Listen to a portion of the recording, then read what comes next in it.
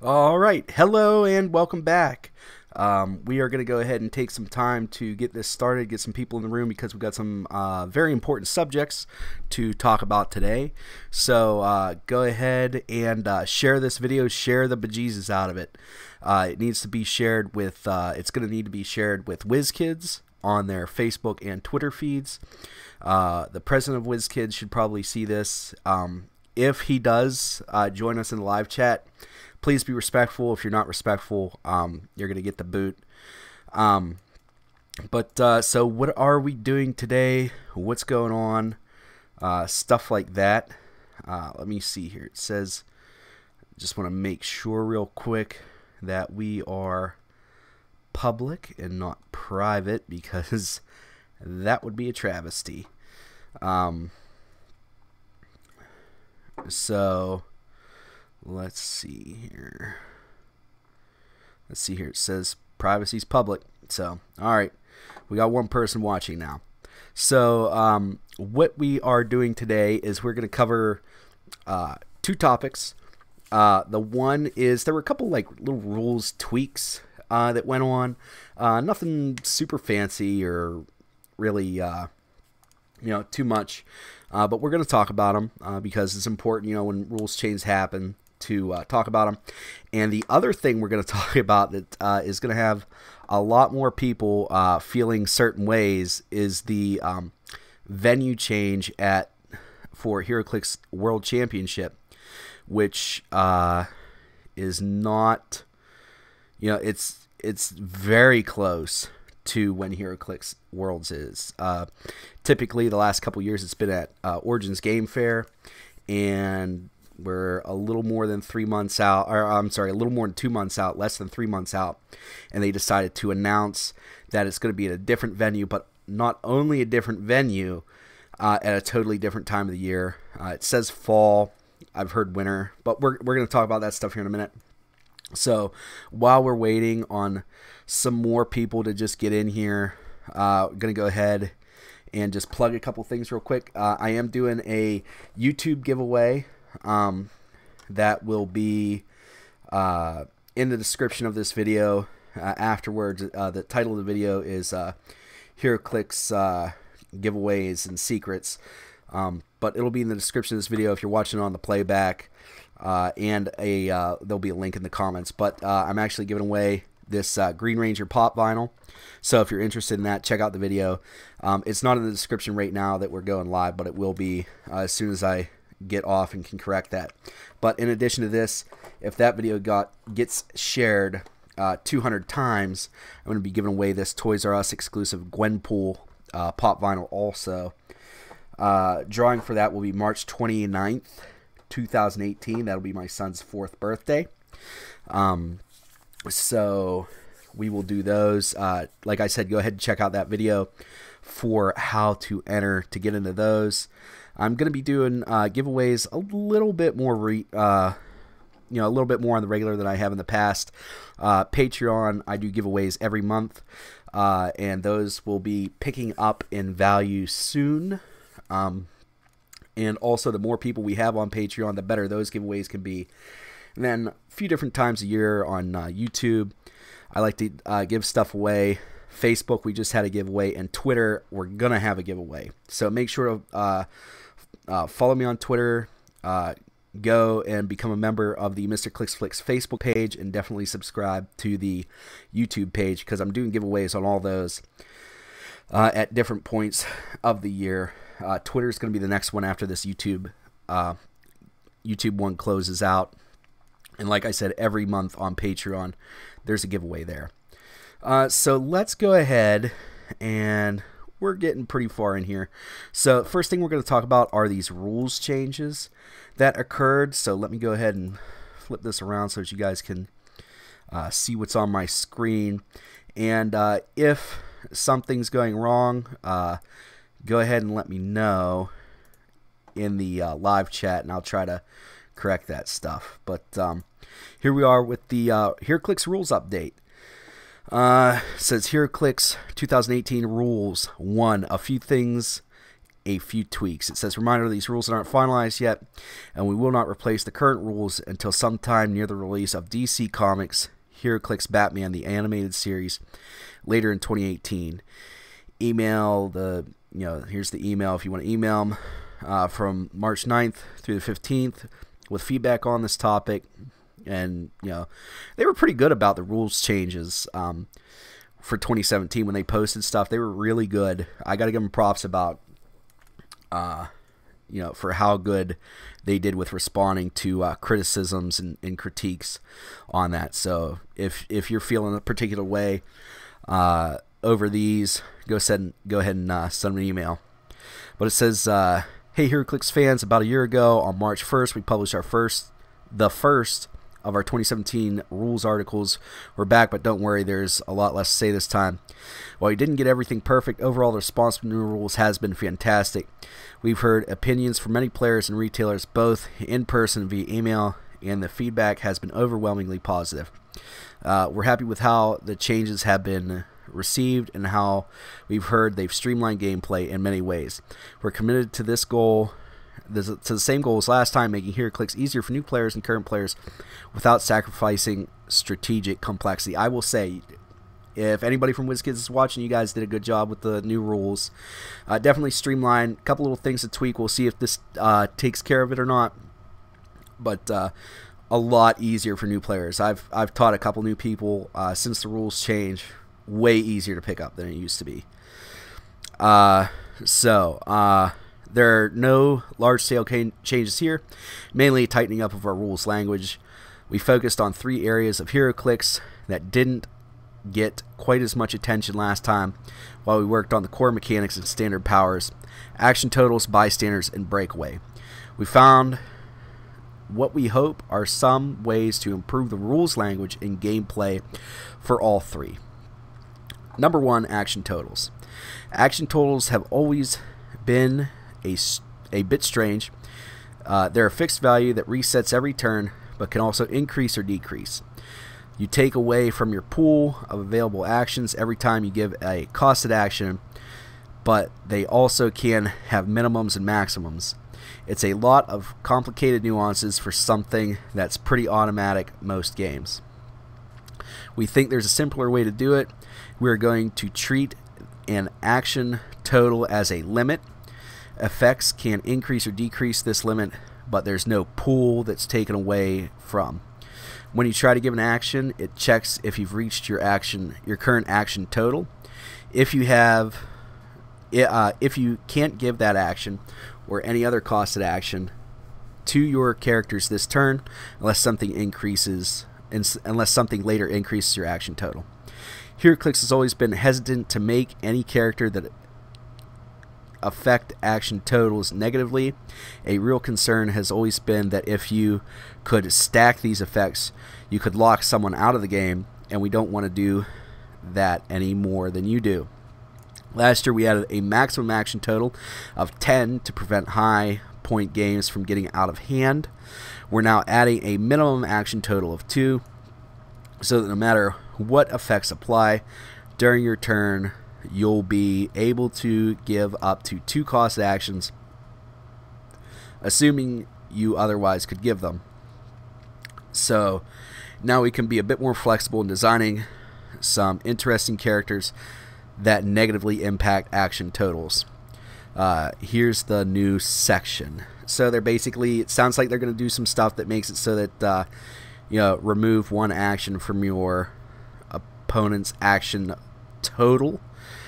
I don't really see that this was a big deal. I don't know. You guys go ahead and correct me if I'm wrong in the live chat if this was a big deal for you, or in the comments if you're watching this afterwards. I never noticed that there was a problem with referring to it as an action pool versus this new term action total, but could be wrong. So action total. Each turn you are limited to the number limited in the number of costed actions you can give your character. This limit is called your action total. At the beginning of the game, your total becomes 1 for every 100 points of the game's total build. Effects may increase or decrease your action total, usually temporarily, but regardless of effect, it is a maximum value of 2, minimum value of 2, and maximum value of 10. So the key phrase action total plus slash minus X is the most common way an action total is changed. It can be part of a passive effect or part of a action or triggered effect. If part of an effect that resolves isn't a passive effect and no turn is specified, it applies that turn. If no character is specified, it affects the player controlling the game element. Sidebar: a passive effect including that key phrase is your opponents get action total -1. A triggering effect including it is when this character hits, your opponent gets action total -1 during their next turn. That's just grammatically it reads. I understand what they're doing, but it's opponent gets action total -1. So the old way would have been your opponent gets -1 of their action pool. I actually think the old way is easier, guys. What do you think? Let's go ahead and check out the stuff like this. New combat clarifications, breakaway upgrade. Yep. Yeah, don't worry. We're getting to that stuff too, guys. All right. So now we're going to go ahead and talk about the bystanders. I think this part's actually pretty cool. I did peruse this stuff ahead of time so that I didn't sound real silly whenever I was talking about it. Number 2, bystanders. For bystanders, nothing fundamental has changed, but we've got 2 pieces of new language that will hopefully make bystanders a bit easier to manage in game. First, we're introducing the first new combat symbol in a long time.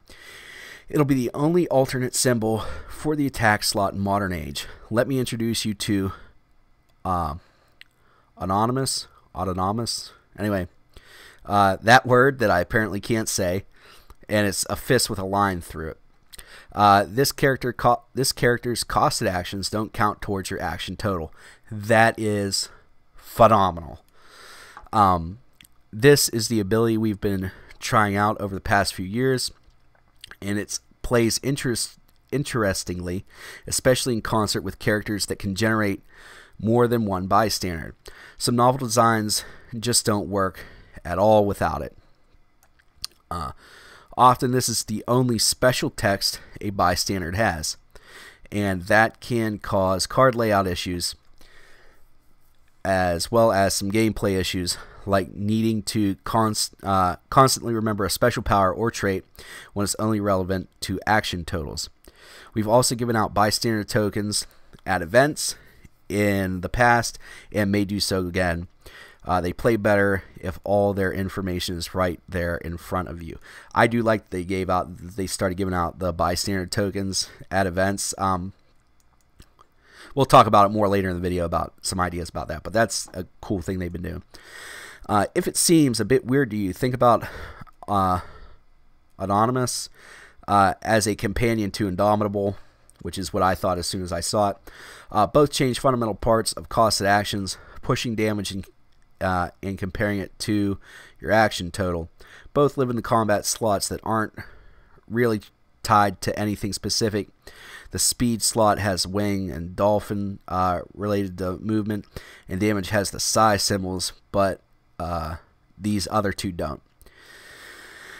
Now, does this mean we can give autonomous to non-bystander characters? We can, but we're planning on using it sparingly. I would also, because this not counting costed actions towards your action total is a big deal. It's not thematically appropriate for most named characters, but it might be an option for a few generics or designs involving illusions or mirror images, etc. Please put this on a multiple man. Give this to a multiple man. The other new language for bystanders related to how they can be on the map at once. We think characters that can generate multiple bystanders can be pretty fun, but we often need to limit it so that it doesn't get out of hand. We've used a lot of slightly different language to say what these limits are, and that's led a lot of questions on how they're each applied and what happens if you would break that particular limit. We're standardizing it so that all bystander limits work the same way. Here's your new key phrase, max X. There can't be more than X of this generic game element on the map at one time. Only count those generated by the same character. So if it says maximum 4 symbiote tokens per carnage, you could have, if you had 2 carnages, you could have 8, is what I'm reading here. Sidebar, a character has free generate 2 rat bystanders, max 2. If 1 rat bystander generated by this character is already on the map, you only generate 1 more rat bystander, not 2. If 2 rat bystanders generated by this character are already on the map, this ability can be activated, but nothing's generated. So they clarified it. So if it says something max 2 and you generate 2 at a time, it's not going to say that you can't generate 1 if you already had 1 on the field, because it would give you 3. So it's just, you're not going to bring it in. So I like that they already clarified that. That is a good thing. Let's go ahead and check this out here. What we got like 5 people watching. All right, so last thing's breakaway.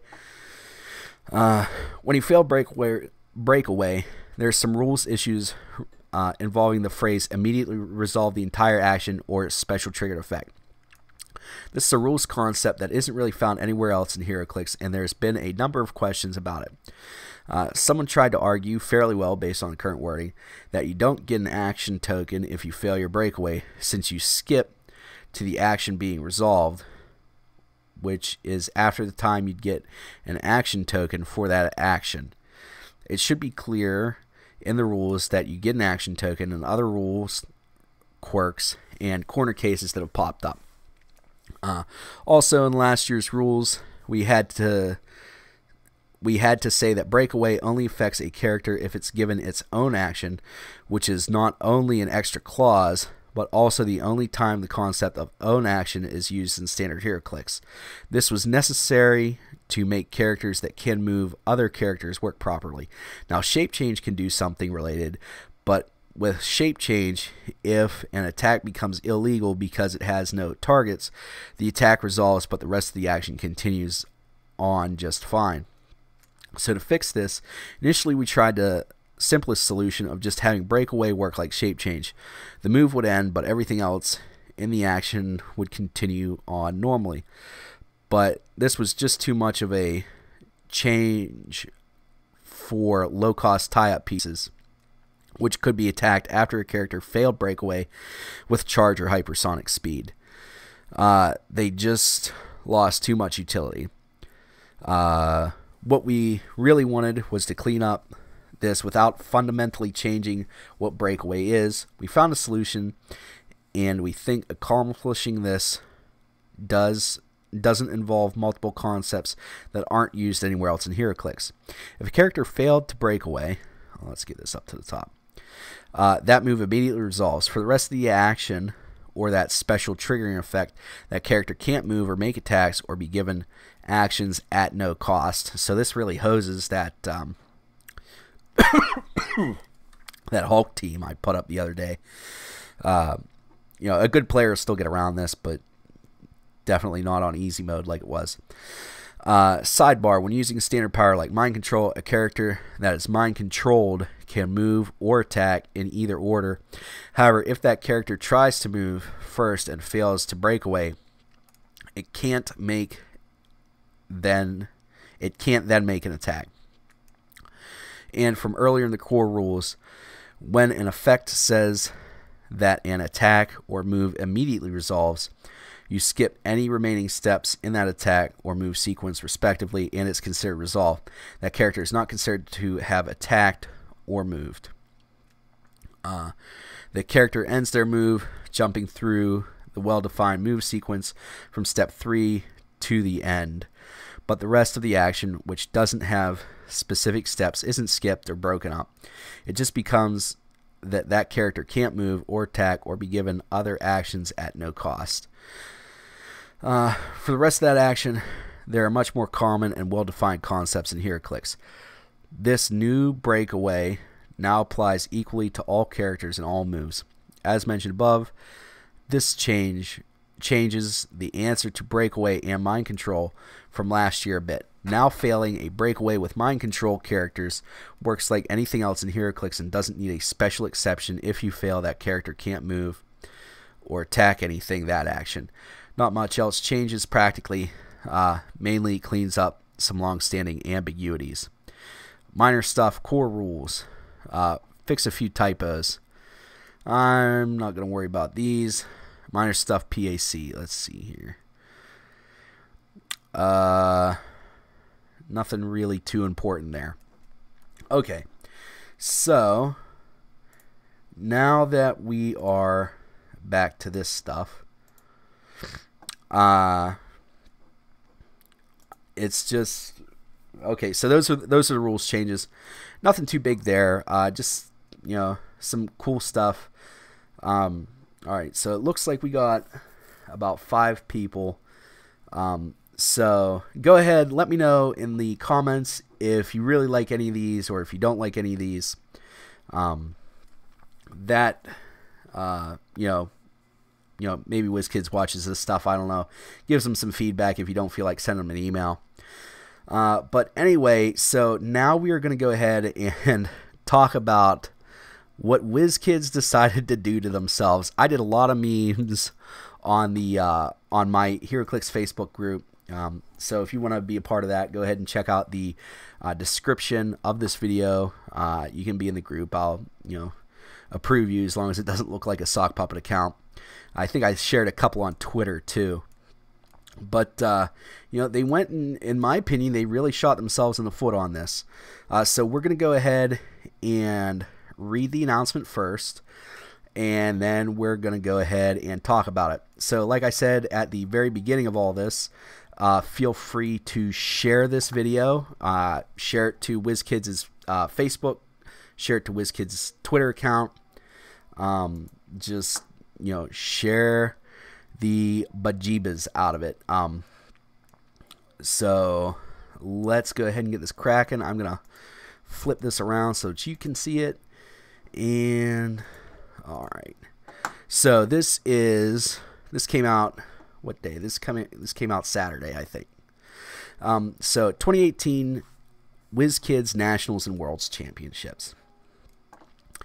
WizKids is pleased to announce their plans for the upcoming 2018 WizKids National Championship and 2018 WizKids World Championship. This year, there will be numerous national championships around the globe where players can win limited edition prizes, purchase convention exclusive figures, and qualify for the 2018 World Championship to be held at an East Coast convention this fall. So it's an unnamed convention this fall. We're going to go ahead and read through the rest of this, and then we'll come back to that. Players can prepare for some of the biggest WizKids gaming events of the year by attending WizKids Open Regional Championships and earning a national championship qualification in Heroclix or Dice Masters. More details on specific dates and locations for upcoming championships will be added soon, so keep a lookout for more information on the WizKids Info Network. For all players that qualify for U.S. Nationals, WizKids will be hosting U.S. National Championship at Origins Game Fair June 13th through the 17th, 2018 in Columbus, Ohio. WizKids is thrilled to announce the 2018 Heroclix convention exclusives and for sale convention exclusives to be available at the U.S. National Championship below. For the first time ever, Heroclix players will have the opportunity to win Heroclix Daredevil prize figure. I don't really know. Somebody must really like Daredevil, because I think last year, a couple years ago, they had a Cosmic Daredevil, Kingdom Come Orion, Bombshell Hawkgirl, Banshee ID, Psylocke ID, Mr. Freeze, and Poison Ivy ID cards. I was really surprised about those, but that's fine. Then on top of that, Heroclix players will be able to purchase, for the first time, Marvel Heroclix, the Blackbird for sale set. Now it says set, so I don't know if there's like some figures coming with it or what. DC Heroclix, Batman Commissioner Gordon for sale. Star Trek Away Team, Kirk and Uhura for sale figure, and it says, you know, subject to availability, quantity, blah, blah, blah, blah, blah. So somebody posted a meme, I think it was Paradise Clicks, where it was a Blackbird or a Quinjet just painted black with an X on it. That would be hilarious, although I don't think they would go so far as to do that. And then we have Dice Masters, which we don't care about here because we don't talk about that. Now, it doesn't say that you know, there's going to be a lockjaw or anything, so, or Kitty Pryde from or Shadowcat from Age of Apocalypse. So I don't know if they're just not going to give those out, or if they, you know, just want to make a big deal about the new figures.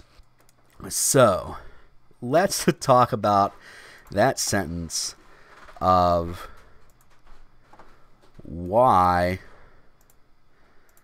would you change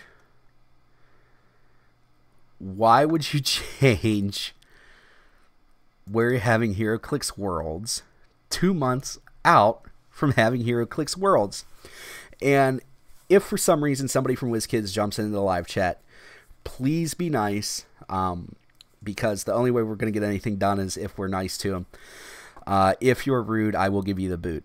But anyway, so what they're saying here is they're moving Heroclix World Championship to an unknown location at a non-specific time other than just the ambiguous fall.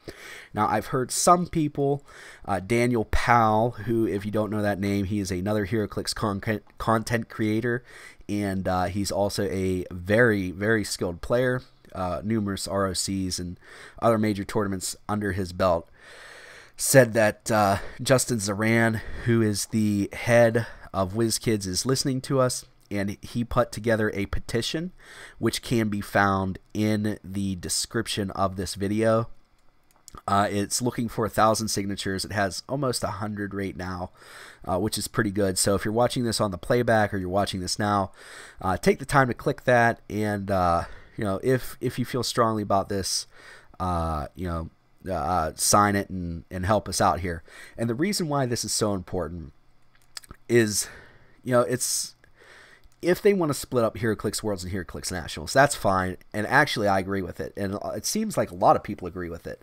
You know, having them at separate tournaments is fine. That's how it used to be up until a couple years ago, not too terribly long. And, you know, they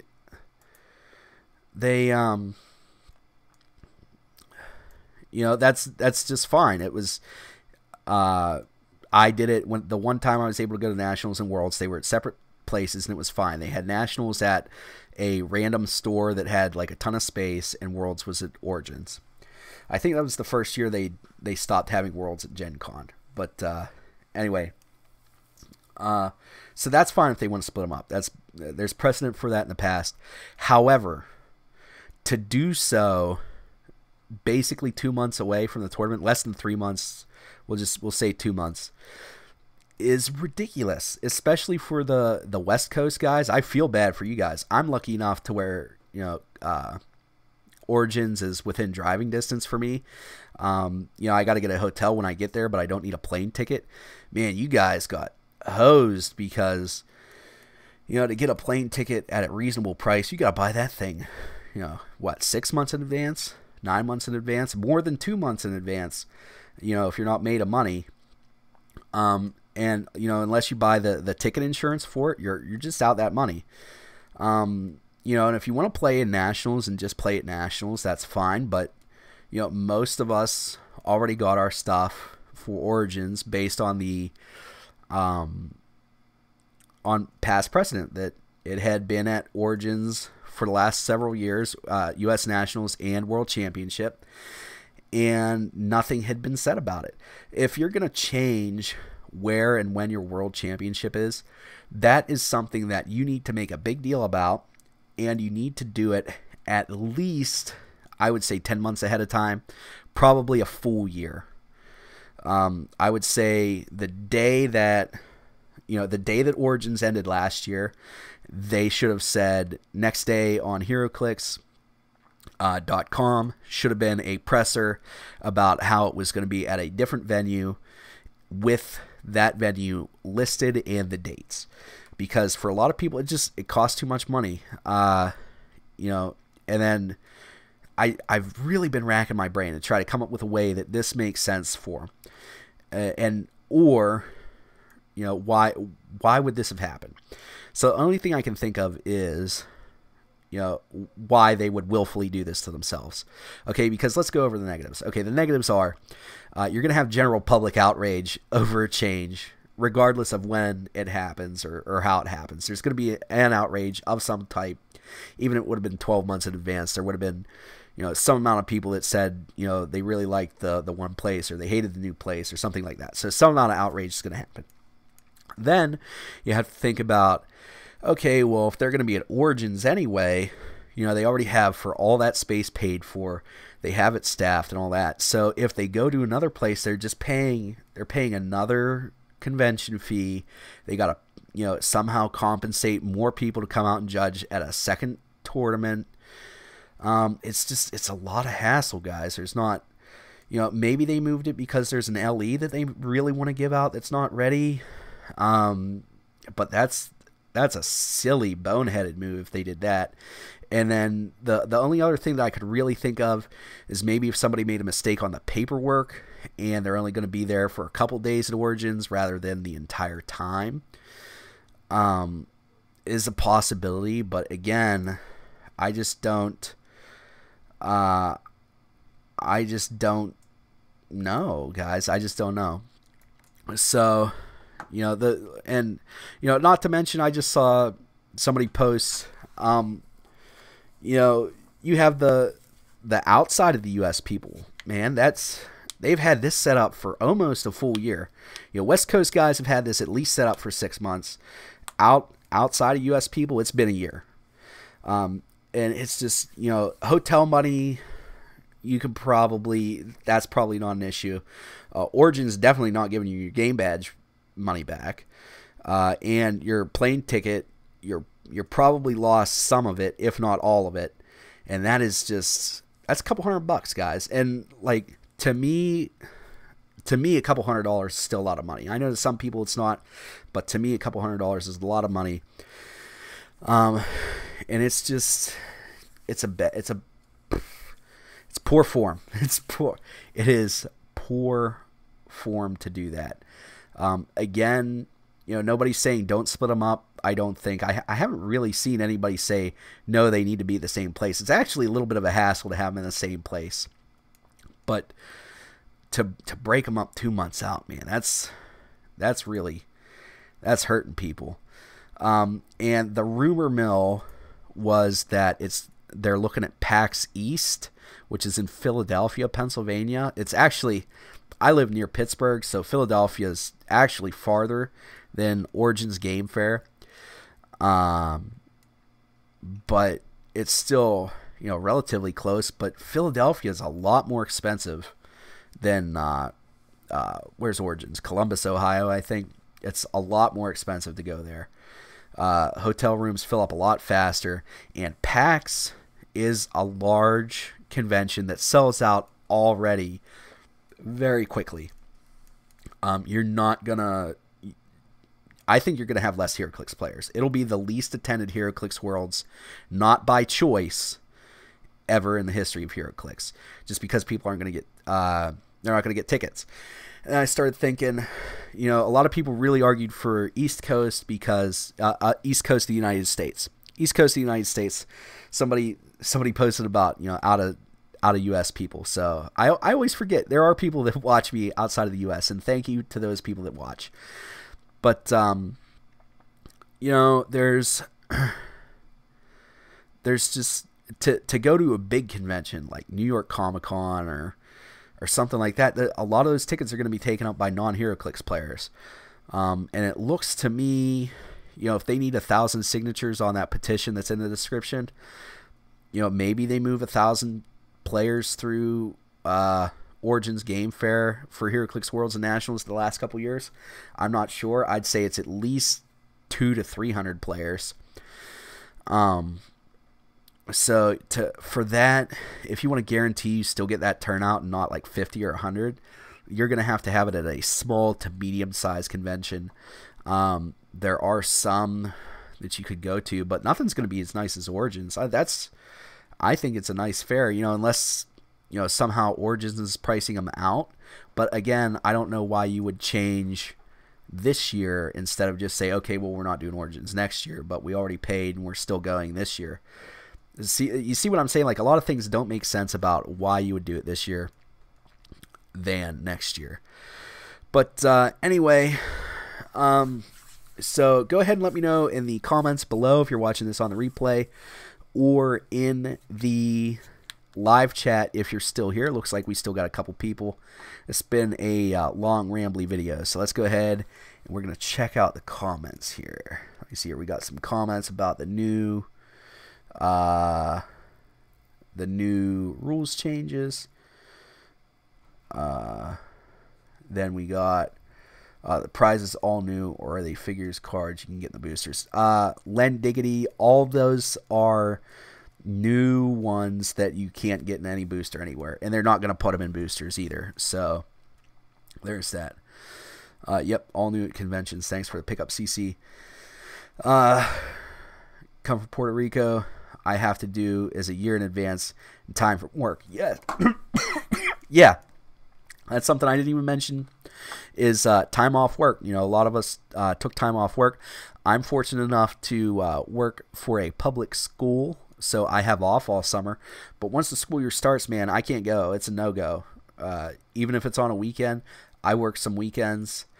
And I can't take that time off. My wife took time off so that we could go to Origins this year. Still need like 2 more things to fall in place so I can be there. So I'll let you guys know when that's 100%. Because I'd like to meet you guys, maybe stop somewhere, have dinner together. But anyway, just the time off work, and a lot of time they're not going to let you reschedule that. Once you take your vacation, they're like, you're in the book. Get out of here. But let me see here.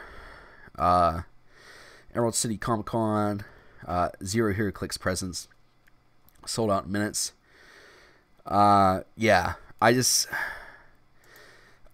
think Origins Game Fair is probably the biggest one you can get to. They're actually going to have tickets for people that want it. Other than that, like we have a smaller convention here in Pittsburgh that's Steel City Comic Con that I think they could probably do. Then there's another one called TakeoCon in Pittsburgh, and it's for anime. That's a bigger convention center.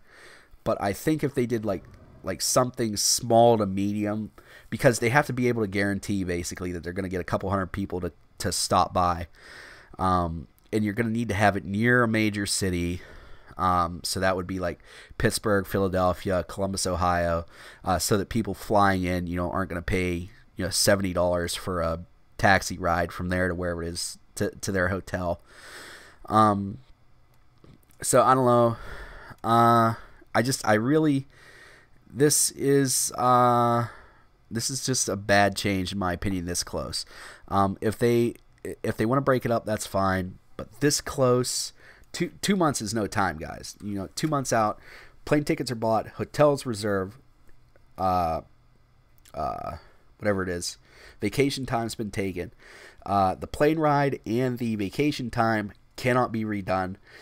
Even if you could even if they gave you back your refund on the plane ride, your SOL on your vacation time, unless you have the world's best employer, which I'm going to say most of us don't have. A lot of employers will work with us. They're not going to work with us on basically a full week of vacation time. So make sure to share this video with WizKids on their Facebook page and their Twitter feed. Hopefully they'll see that some of us care about this. And also sign that petition, because according to Daniel Powell, he has Justin Zaran's ear, who's the head of WizKids. And he is paying attention. It seems like the last couple times we had a large rabble rousing, they really paid attention and tried to fix some stuff. So I do think that they are trying. Again, it would be nice if they just illuminated why this change was made, or why they're even thinking about making this change.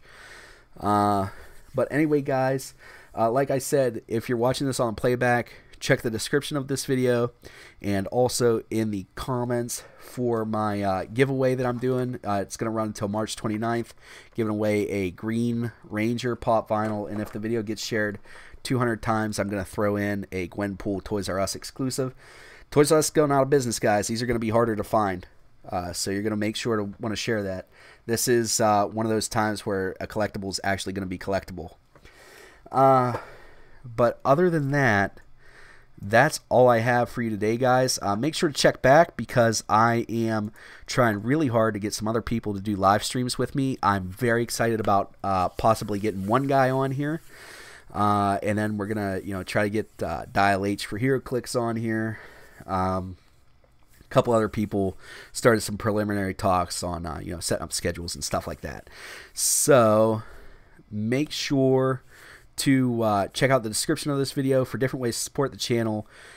Sign that petition and just share the bejesus out of this video so that WizKids knows we care.